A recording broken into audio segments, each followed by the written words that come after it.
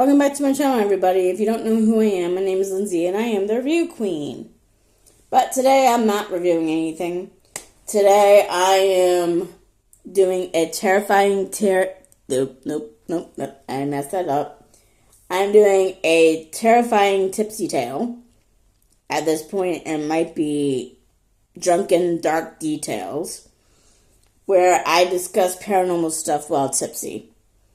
Or at this point, it might be me being drunk. So, I've done 3 episodes so far. First episode was me talking about how I got into the paranormal. Second episode was me talking about visions that have actually come true. Third episode was me talking about my experience with the shadow person in my last house. And today I'll be talking about the biggest experience I ever had that made me not question anything about the paranormal, because I believe it 100% because of this experience. And that was seeing a full-bodied apparition when I was 9 years old on patrol duty. Now, I have talked about this before on my channel. I talked about it like 5 years ago. But I don't mind rehashing it now, in this state of mind,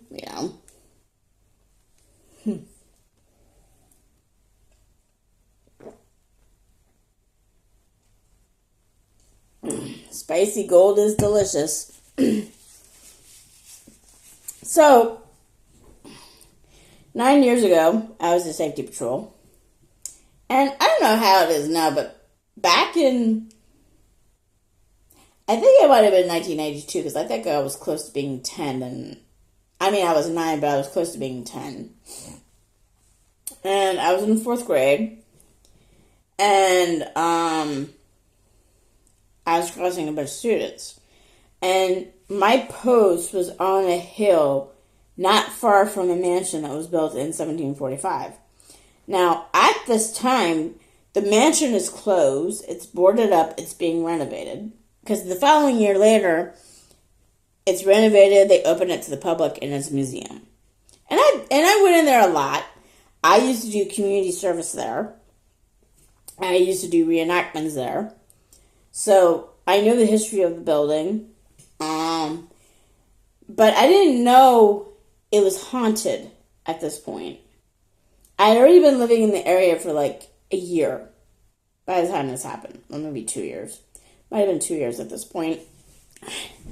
Anyway, so I'm at a lane that's near an entrance to the mansion. There's two entrances to Bel Air Mansion that they used to have back in the day. That, and entrances were like lined with trees. So there's one that is now grass, but it's behind people's yards. And then there's another one that you can drive under on Bel Air Drive. And if you're not from Maryland or Bowie, I'm sorry if these things confuse you, but I'm just saying it for people who might know what I'm talking about. And this is called Bel Air Mansion, the mansion in question. No, it's not in Bel Air, it's in Bowie, Maryland.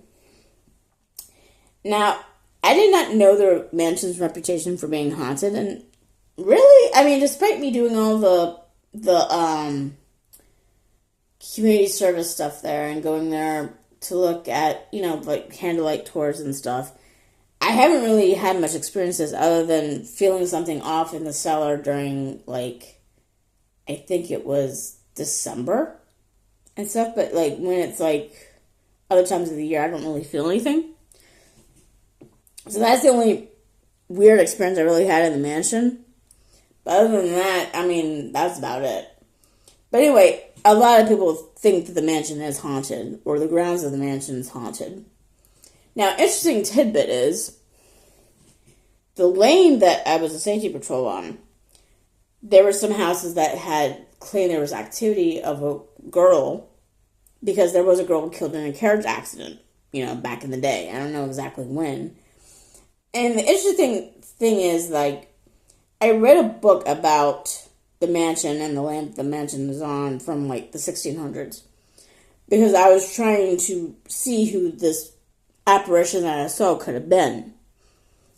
But anyway, I'm skipping ahead a little bit, so I'm going to pull myself back to start over. And, of course, I will share the link of me talking about this soberly 5 years ago.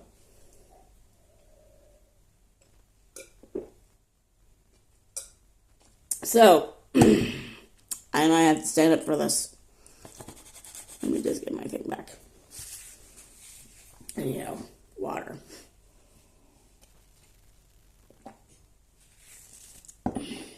I have like 4 drinks, by the way, here.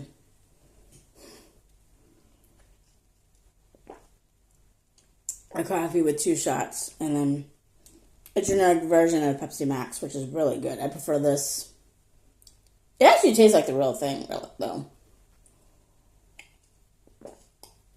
Anyway, let me demonstrate.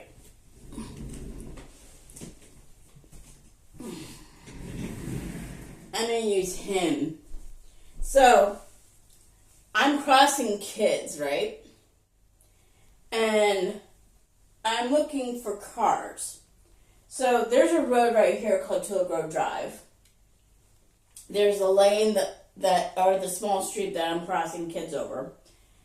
And then, there's a hill I could see.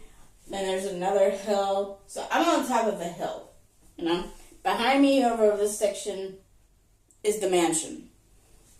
So, I'm about to cross kids. And I'm looking for cars. I see no cars coming. So, I let the kids, go.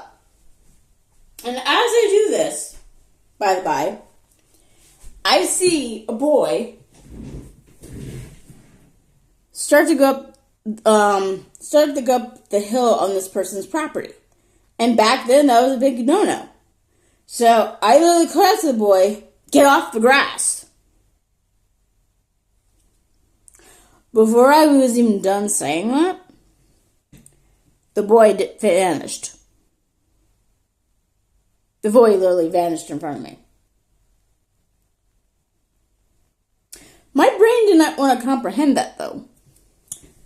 My first thought was, he ducked behind the bush that was on the property, because at the time there was a bush on the property. There's no bush there now, by the way. But at that time, in 1992, there was a bush.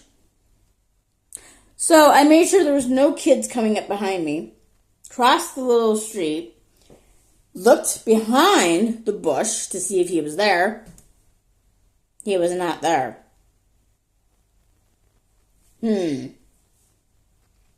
Okay, well, maybe he's with the kids that just crossed. And I have a good vantage point. I'm on a hill. In both directions, I'm on top of a hill looking down on both directions. So I look down on this direction, see if he's there. I didn't see anybody running. I didn't see him. And trust me when I say this, he would have stood out a lot. I didn't see him with the kids. My next thought was, maybe he crossed the street. But here's the thing. There was a crossing guard nearby. If he would have crossed the street, she would have lost her shit. I know he didn't come my way. I know he did not go in the house. I know he didn't go in the backyard of the house. He vanished. Vanished in front of my eyes. I'm not talking about someone who's see-through, by the way. He was solid, like you and me. Solid. It was in broad daylight. It wasn't dark. And it wasn't a peripheral thing. It wasn't out of the corner of my eye. It was fully in front of me. This was full frontal that I saw this happen. Where he vanished in front of me.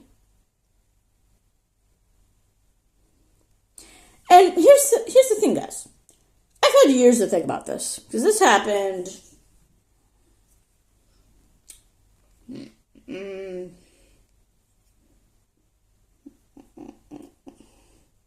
at least 33 years ago. Is that right? I guess so. I've had about at least 30 years. I'm going to say that. 30 years. It's safer to say. I've had at least 30 years to think about this. I've come up with theories that even go weirder than what I saw. Like, oh, maybe he's from a species that has transporters. Or hell, he's a time traveler. Which are out of their own league in themselves. Now, I do think eventually science might explain what I saw, but there's nothing in science now that explains how the fuck to explain seeing someone fully solid vanishing in thin air right in front of you. Now, here's the thing. When I talked about this 5 years ago, I had a realization.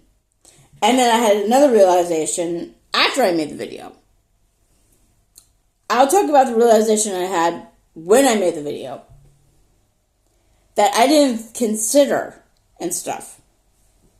If this was an actual person, if he was a real person, I would have saw him initially. I would have saw him walking up the sidewalk towards me. But I didn't see him. I saw him, and keep in mind, he wasn't there when I was scanning for cars. At all. If he was a real person, I would have saw him there. So, I scanned for cars, and I did not see him. And then, after I crossed the kids and I finally see him, that's when I finally saw him. And he went from not being there to being there to not being there within seconds. Seconds. I would say it's even less than 10 seconds. That's how fast it was. And hell, maybe it was 5 seconds. It was quick. It was bloody quick. And another thing that I realized after the fact was I was bullied badly around this time. And you would think something like this, because I told my classmates about what I saw. You would think this would be ammunition to bully me more. They didn't. They never used this experience to bully me more, because a lot of them had experiences of something going on at that mansion. And that's another thing that made me realize how serious this thing I saw was. Because, I mean, keep in mind, paranormal stuff at this time in the 90s wasn't big yet. You know, I think paranormal's gotten bigger a lot since, like, the early 2000s because of ghost hunters, you know? But before that, like in the 90s, even though we had Ghostbusters, you know, it was a movie, you know? It wasn't something that explored the paranormal 100% like it would now. And, you know, you would think there'd be more skeptics and stuff like that, but there weren't. Because, you know, I had moved to the area, and people had more knowledge of things going on at that mansion and probably had experiences themselves that they were like, yeah, I understand what you're saying. So I was never bullied for that. And for me, that was huge, because I was bullied a lot during that time. And someone could have easily used that as ammo to bully me more, but yet they didn't. So yeah. So that was like the biggest experience I ever had. That is what solidified my view of the paranormal. And yeah. So guys, have you ever had an experience of seeing a full body apparition? Or have you ever had a paranormal experience at all that really made you think, wow, this really exists? Because let me tell you something. When I had that solidified my belief in paranormal. I have not had questions about the paranormal existing because of that. So yeah. Well, y'all, that's today's video. Smash like the video if you like it. If you subscribe, I'll be absolutely delighted. And I'll see you all later. Toodles!